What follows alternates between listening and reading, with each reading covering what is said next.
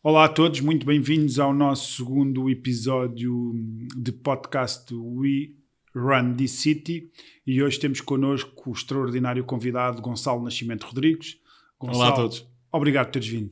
Obrigado, é um prazer estar aqui convosco. Vamos lá começar? Vamos a isso. Vamos embora.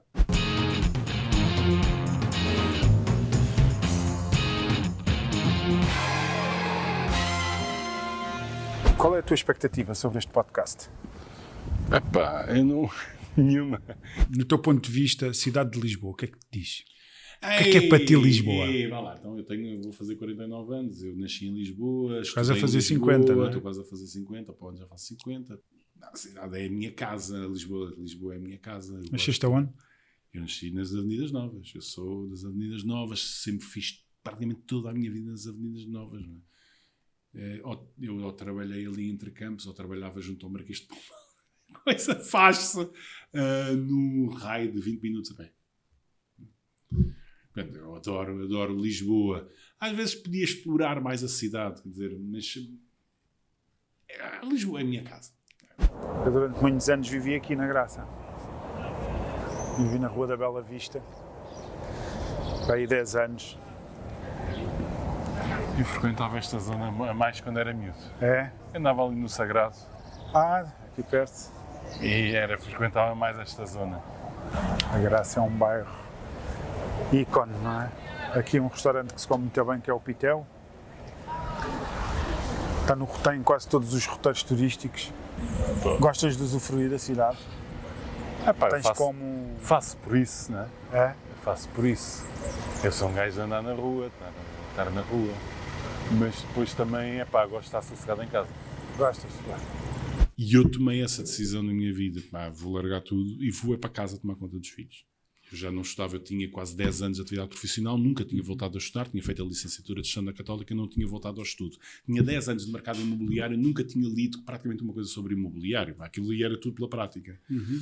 E coincidiu com uma fase na minha vida familiar em que a minha mulher teve um reposicionamento interno dentro da empresa onde ela trabalha. Não conheço ninguém que tenha aquela capacidade de trabalho. Ela tem uma capacidade de trabalho inesgotável. Inesgotável. É uma coisa extraordinária. Uma energia, e que eu acho que é isso que me faz, enfim, também todos os dias perceber que continuo apaixonado pela minha mulher. Que a minha mulher, durante muitos anos, não percebia porque é que eu não fazia nada. Porque é que eu passava tantas horas sem fazer nada.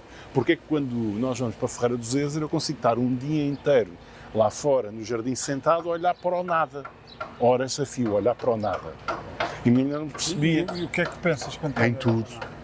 Penso em tudo. Planeio quase o meu ano todo na minha cabeça. És muito pensativo? Sou muito pensativo, porque como não sou criativo, eu não tenho a capacidade de criar e de imaginar rapidamente. Eu tenho, como sou mais analítico, tenho que planear, tenho que pensar as coisas de uma forma estruturada e planeada. Entre 2007 e 2009 eu tive 1 ano e meio a estudar, em que tirei 2 masters, tirei um master em finanças imobiliário e outro master em finanças, todos no ISCTE. E o master de pai. E tirei quase um doutoramento de pai.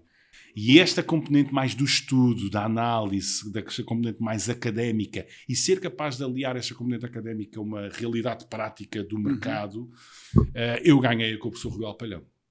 De caras, porque o professor Rui Alpalhão conheci-o no ISCTE, ele era o coordenador do master que eu fiz em finanças imobiliárias, tive a fortuna, clara, de trabalhar depois com ele durante algum tempo e aprendi imenso com ele e ganhei este gosto, pela componente mais académica.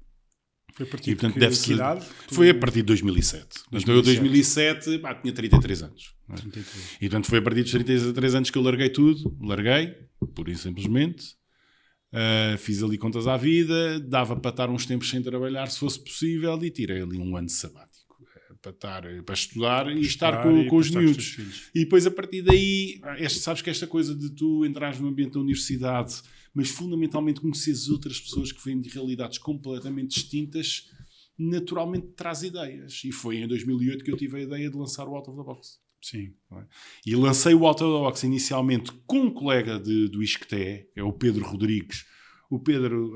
Curioso, isso se calhar ninguém sabe. O Pedro foi a pessoa que eu conheci em toda a minha vida com maior conhecimento sobre mercados financeiros. Era uma coisa astronómica o que ele percebia e a quantidade de informação e de conhecimento que ia naquela cabeça sobre mercados financeiros. E eu desafiei-o a nós fazermos uma newsletter trimestral, aliando a componente do imobiliário à componente mais financeira e à lógica mais dos mercados financeiros, porque era isso que eu queria. Eu queria tirar o imobiliário da mera lógica dos metros quadrados e da construção e trazê-la para o mundo financeiro, porque o ativo imobiliário já nessa altura nos Estados Unidos era um ativo financeiro, era um ativo de investimento. E eu queria trazer essa lógica para o nosso mercado. E desafiei o Pedro a nós produzirmos uma newsletter trimestral em que escolhíamos os temas que queríamos abordar. Era um documento muitíssimo técnico, um bocado maçudo, eu reconheço. Há 15 anos, gostava de ver esse... E nós devo ter guardados no computador, com certeza. Gostava de ver isso. Em que eu abordava temas sobre o subprime. Não esqueças que o subprime rebentou em 2007. Portanto, aquele meu ano de master em finanças imobiliárias, para mim foi uma alegria. Porque estava tudo a fervilhar, estava o mercado a arrebentar por todo o lado e eu estava a estudar. Para mim era ótimo. Eu estudei tudo o que havia para estudar, li tudo o que havia para ler sobre o subprime, e conjugado com esta capacidade que o Pedro Rodrigues tinha sobre mercados e ativos financeiros, nós desenvolvemos um conteúdo técnico todos os trimestres. Eu tinha uma mailing list de 300 pessoas na altura, que eram os contactos que eu trazia dos meus 10 anos de atividade profissional, para quem eu lançava a newsletter. Nós fazíamos ainda uma outra coisa, nós obrigávamos-nos a que a newsletter fosse sempre patrocinada, monetariamente, e esse valor revertesse para qualquer instituição a 100%. Portanto, conseguimos ainda angariar alguns milhares de euros, entregámos a algumas instituições na altura, e tinha lá sempre o logotipo da instituição, a apresentação da instituição que era obviamente patrocinada, e da empresa que patrocinava. E nós fizemos aquilo durante algum tempo, e eu rapidamente percebi, fizemos aquilo durante um ano e pouco, e eu rapidamente percebi que não era aquele o caminho. Não era. E que o mundo estava a mudar muito rapidamente e não podia ser com aquele formato. Tinha que ser um formato mais regular, mais acessível. E tive a ideia de lançar o blog. Mas na altura praticamente não se falava de blogs. Em 2009 não se falava de blogs em Portugal, zero. E eu tive a ideia, não, vou lançar um blog e vou tentar criar um espaço onde eu consiga falar do imobiliário do ponto de vista financeiro, de um ponto de vista mais técnico, mas descomprometido. Descomplicar esta coisa do subprime. Começaste a fazer os vídeos? Não, ainda nessa altura não. Na altura era só escrito. E eu comecei a escrever alguns artigos no blog. Não sei com que periodicidade ia escrevendo. E o Pedro não me quis acompanhar nesse desafio. O Pedro disse, não tenho tempo, isso já não é para mim, para Gonçalo, boa sorte, não vou. E o Pedro saiu desse início do projeto do Out of the Box, na verdade, e eu comecei a pensar que se calhar era giro ter outras pessoas a escrever para o blog. Não podiam ser umas pessoas quaisquer. Claro. Tinha que ser, obviamente, gente com esta lógica mais financeira do imobiliário e que fosse middle management, ou seja, que de uma forma natural não tivesse acesso à exposição mais mediática. Não é? Porque há muitas pessoas neste país que são muito boas naquilo que fazem, têm muito para dizer e ninguém lhes liga nenhuma. Okay? E eu achei que o Out of the Box podia ser uma boa forma de tentar dar alguma visibilidade a quem tinha coisas importantes para dizer. Isso é a parte mais difícil, que é tu seres valorizado ou seres reconhecido por aquilo que dás ao outro. Estás a perceber? Pela partilha. É isso. E o Out of the Box é isso mesmo. Eu, quando idealizei o Out of the Box, há uma porrada de anos, o objetivo era esse mesmo. É a partilha pelo conhecimento e pelo conteúdo, free of charge. Esse era o objetivo. Era dar ao outro aquilo que dificilmente o outro consegue chegar. Hoje em dia é mais fácil. Há 15 anos era muito difícil, porque não havia. Claro, hoje em dia tens o Inet. Há 15 anos atrás ninguém fazia marketing de conteúdo, tudo o que tu tinhas de research e de newsletters. Nem há 10 e se calhar nem há 5. É assim. O pessoal do research que fazia era anunciar negócios, estás a perceber? Claro. E eu montei o Out of the Box para fazer um bocadinho essa ruptura e dar conhecimento. E é assim que o blog gradualmente passa de um blog quase para um portal. Porque começamos a crescer, sou eu, de repente somos 4, depois somos 5, e a essa altura já somos praticamente 20 pessoas a escrever. E cada um na sua área de especialidade. Né? E o meu esforço durante os meus primeiros anos, quer dizer, ainda hoje em dia obviamente faço esse esforço, o meu principal trabalho era constituir uma network. Era constituir contactos, rede de contactos. Rede de contactos. Conhecer pessoas que ou não estão em Portugal, estão em Portugal, que fazem coisas giríssimas, divertidas e que se calhar têm alguma coisa de importante a dizer aos outros. Não é? Sempre com a mesma lógica. Conteúdo único, que não é repetível e tem que ser dado free of charge a toda a gente. Não é? Esse sempre foi o objetivo do Out of the Box. Os vídeos aparecem alguns no tempo, não sei dizer exatamente quando, mas é quando eu começo a perceber isto dos blogs já começa a ser uma coisa normal. Não é? Então tiveste de reinventar. Tive que me reinventar, comecei a pensar, se calhar vídeos, ninguém me liga eu lembro-me nenhuma. na altura, por acaso foi quando eu te conheci, foi com esses vídeos simples, digamos assim, e muito práticos, e faço, muito práticos, e continuo a fazer. Eu não sou de grandes produções. Muito informativos, não é? Porque o objetivo é muito esse. informativos, muito relevantes. Sim. Eu tenho que perceber que eu estou a marcar a diferença nos outros. Se eu não estiver a marcar a diferença nos outros, se eu não estiver a dar conteúdo que realmente é relevante, é novo, eu prefiro não fazer.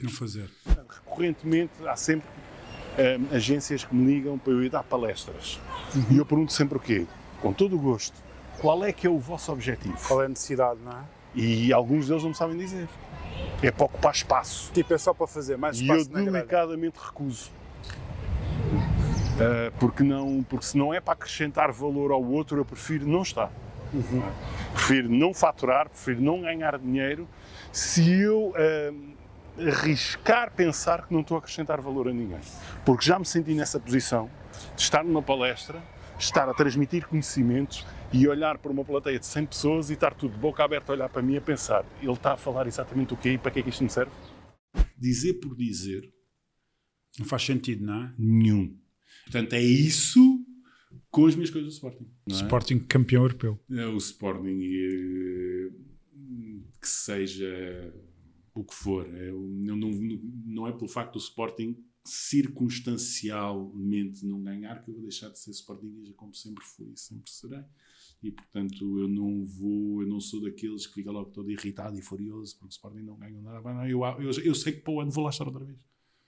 E vou lá estar outra vez, é o que é. E vou lá estar e aconteça o que acontecer. E eu arrisco dizer que se o Sporting fosse para a segunda divisão... Tu estavas lá na mesma. Eu e todos os outros. E cá estaríamos sempre. Sabes que eu curioso o que estás a dizer.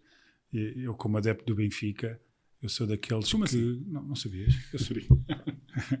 Mas, e então eu lembro-me de ir ver um jogo do Benfica, no tempo do Valde Azevedo, contra os Dragões Sandinenses para a taça e perdemos 3-1 em casa. Devíamos ter aí 300 adeptos no estádio, eu era um deles, por isso. Eu gosto destas fases, das fases da resiliência e das fases da derrota que nos ajudam a crescer mais, não é? Eu acompanhava o Benfica de norte a sul e estrangeiro. Como é óbvio, e acho que fazias muito bem. Era uma religião. E o futebol, tu falas com paixão, como falas da tua família com paixão. Não, eu não falo, eu tenho que corrigir. Eu falo com paixão do Sporting. Para mim o Sporting não é futebol. É mais que isso. É muitíssimo mais do que isso. Eu fico maravilhado com os saraus de ginástica. Vou lá em casa, vou pensar que eu sou doidinho. Os saraus de ginástica do Sporting Clube Portugal são uma demonstração de sportinguismo como não há em mais lado nenhum. Tu entras no museu do grandíssimo Bernardes Diniz, em Leiria, que é um museu do Sporting feito por ele individualmente, e tu respiras Sporting. Aquilo é uma coisa extraordinária. E tu entras numa casa do Sporting e tu respiras Sporting, respiras sportinguismo. Tu chegas a um pavilhão e tu sentes o Sporting. Isso é o Sporting. Isso é o Sporting Clube. Que é mais que um jogo de futebol. Que é muitíssimo mais do que um mero resultado de futebol. Os teus olhos aumentaram e começaram a brilhar de uma forma muito mais intensa. É uma paixão. Eu literalmente todos os dias vou ao Alvalade. Todos os dias vou buscar os meus filhos aos treinos. Portanto, todos os dias vou ao Alvalade. Basicamente. E fins de semana é para seguir o Sporting, seja para ir ver jogos do meu filho, assim de vez em quando dá, e ver saraus de ginástica da minha filha, ou ir ver alguma modalidade para o pavilhão e ver o futebol. Não. Mas isso já, quer dizer, eu acho que é natural, faz parte, porque preenche-me. Eu aqui não tenho, eu tenho o gosto de ir, não é? Preenche-me. E vou porque quero e porque gosto, e tenho esta sorte de ter filhos e sobrinhos, graças a Deus, que são atletas do Sporting Clube Portugal e que me dão muito orgulho. Eu fico muito orgulhoso de ter filhos e sobrinhos que são atletas do Sporting Clube Portugal, porque têm a honra e o prazer de representar o nosso clube. É uma honra representar o clube. Eu nunca tive essa honra, nunca tive muito jeito para o futebol. Enfim. Gosto de não fazer absolutamente nada. Pá, gosto de não fazer nada. É o meu desporto favorito, é não fazer absolutamente nada. Se eu pudesse, se calhar não trabalhava. Só investigava. Só estudava, só investigava e não trabalhava. Se calhar se pudesse, sim. Não, provavelmente. Mas como tenho que pôr pão na mesa lá em casa, tenho que trabalhar. Nós já falámos um bocadinho sobre isso, que é tantos agentes para tão poucas transações, não é? Como é que tu achas que estas pessoas vão sobreviver? O que é que achas que elas vão ter que fazer diferente para se poderem de facto destacar e conseguirem ter uma orientação, um serviço ao cliente? O que é que achas que vai acontecer a estas 40 mil pessoas que trabalham na indústria imobiliária, que têm contribuído imenso? Mas o assunto não é novo. O assunto não é novo. Tu tenhas um mercado que transaciona 160 mil casas, 150 ou 140 mil, em média tens sempre muitos agentes para tão poucas casas que são vendidas. O assunto não é novo, não é? E estamos a falar que Lisboa e Porto 70%? Não, 60% das transações? Sim, 60% mais ou menos. Sim. A área metropolitana de Lisboa, a área metropolitana do Porto representa 50 e muitos por cento. Grosso modo, se juntares o Algarve, chegas aos 70%. O que me parece assim, a maior parte dos... Não é a maior parte, enfim, uma parte significativa dos profissionais da mediação imobiliária não me parece que encare isto como uma profissão. Não é uma profissão. Não é isto que eu faço. Não é. Por alguma circunstância da vida, seja ela qual for, vieram cá parar. Porque perderam o emprego, porque se reformaram, porque não têm nada para fazer. Vem cá.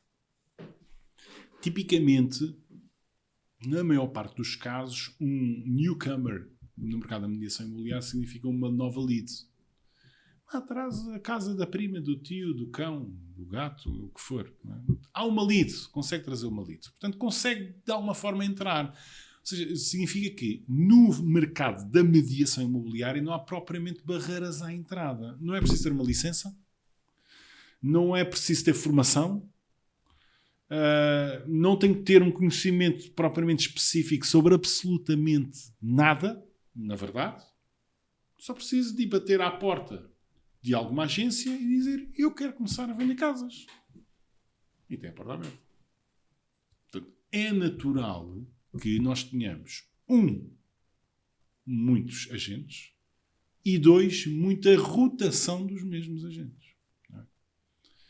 Porque vamos lá ver, se nós temos, arredondando, que seja 40 mil agentes, 160 mil casas, até facilita as contas, dá em média 4 casas por agente, no pressuposto que essas 160 mil casas são todas elas intermediadas, que não são. Provavelmente só metade é que é intermediado. Portanto, ok. Reduz o mercado para metade, 80 mil, dá 2 casas por agente, a 200 mil euros cada casa, cada agente vai faturar 400 mil euros. Não é? Facilitando contas, 5% fica para a agência, desses 400 mil euros, e, com sorte, metade disso fica para o agente. Tens um ordenado médio de um agente imobiliário em Portugal. Não é verdade. Eu conheço agentes que faturam 100 vezes mais disso. 100 vezes mais, tranquilamente. Ou seja, há muita gente que não fatura absolutamente nada. Para a média funcionar, há muita gente que fatura 0 e há muita gente que fatura muito. Significa que há muita gente que está cá para passar o tempo e que não encara isto como uma profissão. Por estar. Está pela comissão? Não sei. Está porque pode ser que um dia tenha sorte de vender um imóvel e faturar alguma coisa. Não sei. Por exemplo, há várias razões. Não é que seja criticável. Pois se o mercado não tem barreiras à entrada, por que não? A questão é mais... Não é porque é que eu vou para lá? É porque não. Não tenho mais nada para fazer. Porque não? E depois há os outros que, faturando muito, são muito bons profissionais. E nós já começamos a ter muito bons profissionais na mediação imobiliária. Mas quando digo muitos bons, é muito bons mesmo. Gente que trabalha bem a sua marca pessoal, que realmente tem uma relação de proximidade com os clientes, que presta um serviço, que olha para lá da transação. Pessoas comprometidas. Porque essa é a profissão deles. são esses, pelo menos na minha opinião, se calhar deveriam ser esses a lutar por um aumento das barreiras à entrada. Porque quanto menos barreiras à entrada houver, mais depreciativa fica a imagem da profissão mediador imobiliário, que eu acho que nem é encarado como uma profissão, é encarado como uma ocupação, né? Se tu pensares bem. Mas não, é uma profissão. É de facto uma profissão. Para muitos é uma profissão. É um estilo de vida, é um modo de vida. Para mim é a minha vida. Como é óbvio. E acho muito bem que o seja. Sou apaixonado, eu amo aquilo que faço. Eu tenho esta sorte, no final do dia é uma sorte, obviamente que eu a procurei e fiz por ela, mas é uma sorte de praticamente todos os trabalhos que eu faço com gosto. Dá gosto, gosto de fazer. Tens gosto naquilo que fazes, então? Pronto, não. Eu tenho 25 anos de consultoria e no final do dia, se tu queres algo realmente diferenciado e que te acresça valor, tens de pagar por isso. Não, tens de pagar por isso. Lamento. Eu acho que aquele teu Excel vale o preço. Para alguns vale, para outros não valerá. Eu acho que aquele Excel vale o preço. Mas eu respeito e aceito e percebo perfeitamente que para alguns não vale nada. Olha que nós temos concretizado imensos negócios graças ao teu Excel. Como eu vos disse, eu acho que vos disse isso. Eu tive um formando que montou um fundo de 35 milhões de euros à conta daquele Excel. Por isso... Portanto, cada um chega onde chega, como outros que não lhes interessa absolutamente, nada. Primeiro, tem que haver uma licença. O mediador imobiliário tem que ter uma licença para atuar no mercado. Não é a agência nem o broker. O mediador imobiliário tem que ter uma licença. Nós já tivemos, infelizmente terminaram com isso, não é? Eu diria que sim. Vamos lá ver. Agora, para teres a licença tens de ter formação. Uhum. Portanto, sim. Para haver formação tem que haver cursos acreditados. E tem que haver entidades que acreditam e certificam esses cursos. Portanto, vai logo à Gênese. Que entidades é que vão ser essas? Pois. É uma pergunta que eu deixo. Vai ser a PEMIP, vai ser a AGMIP, são as associações todas. Para além de que, e tu já o focaste aqui várias vezes, o mercado transacionou 34 mil milhões de euros. E não há controle nenhum de nenhum regulador sobre isto, a não ser aquela coisa da formação do branqueamento de capitais, que é só para quem tem a licença. Obrigatório, não é? Não há nenhuma supervisão do mercado, não há nenhuma obrigatoriedade de nenhum tipo de formação mais de cariz financeiro e na área de mercados de capitais, mercados financeiros, investimentos, para todos estes profissionais que no final do dia lidam com milhões. Eu acho estranho.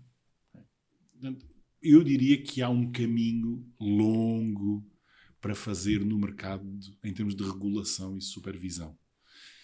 E isso naturalmente obriga a rever todo um processo de formação. Para responder à tua pergunta, é através do conhecimento. Eu acho que qualquer profissional, em qualquer mercado, inclusive na mediação imobiliária, se vai destacar pelo conhecimento. Pela capacidade de atualização, não é? De se atualizar, de conhecimento, de estudar. Tem que conhecer muito bem a realidade do mercado. Eu fico sempre um bocado confuso quando vejo agentes imobiliários que tanto vendem uma casa no Douro como já estão a vender uma casa em Faro. Especialização. Acho estranho, não é? Porque o mercado imobiliário é tão micro-local, eu não tenho essa capacidade. Quando me encomendam um trabalho, por exemplo, que é fora de Lisboa é a minha área de atuação por natureza, e eu digo assim, eu vou precisar de tempo, porque eu tenho que ir para o mercado, tenho que ir para a rua, eu tenho que passar dias nesse mercado, porque tenho que estudar a realidade local. Não consigo, não tenho essa capacidade, porque o imobiliário é muito micro-local. É quem demonstrar um conhecimento atualizado, abrangente do mercado, ao mesmo tempo que demonstrar que é especialista, eu acho que à partida vai estar sempre à frente. Sendo certo que isto do imobiliário não é uma corrida de 100 metros, é uma maratona. Ainda demora tempo. Claro, demora tempo. Claro. Eu tento sempre explicar isto. O imobiliário não é uma atividade transacional. É uma atividade relacional que se pode ou não consubstanciar-se numa transação. E, portanto, é preciso gerar relações. Gerar relações. As relações, na minha opinião, geram-se e são mais facilmente mantidas se tu demonstrares conhecimento. Não é se tu apareceres. Não é se tu estiveres lá. É pá, vestis bem e tal. Ou se tiveres os melhores vídeos nas redes sociais. Espetacular. Pá, não. Não. É se tu, de uma forma consistente, demonstrares conhecimento. Acrescentares valor. E isso marca a diferença. Mas tens que ser consistente naquilo que fazes. Claro. Não te podes desviar do caminho. Quando nós nos tentamos desviar do caminho e atalhar, normalmente dá asneira. No imobiliário, normalmente dá. Foi incrível o tempo que temos estado aqui, tem sido maravilhoso, altamente técnico, altamente relevante, não é? Para quem nos está a ouvir, e agradecermos a essas pessoas que nos estão a ouvir, não é? E pelo tempo que estão a despender. Alguém nos está a ouvir? Alguém nos vai ouvir? Não, acho que sim. Pelo menos 2 ou 3 pessoas vão de certeza. Os nossos amigos, é provável. Nem a mulher se calhar vai ouvir. A tua mulher não vai? Não acredito. Acho que ela vai isso ouvir. É para cortar, isso não. Não, essa parte é a melhor de todas, que nós vamos fazer questão de lhe dar mais ênfase até. Bom, chegamos assim ao fim da primeira parte do podcast com o Gonçalo Nascimento Rodrigues, e como o conteúdo foi de excelente relevância para todos nós, fiquem atentos à segunda parte nas nossas redes sociais. Até já!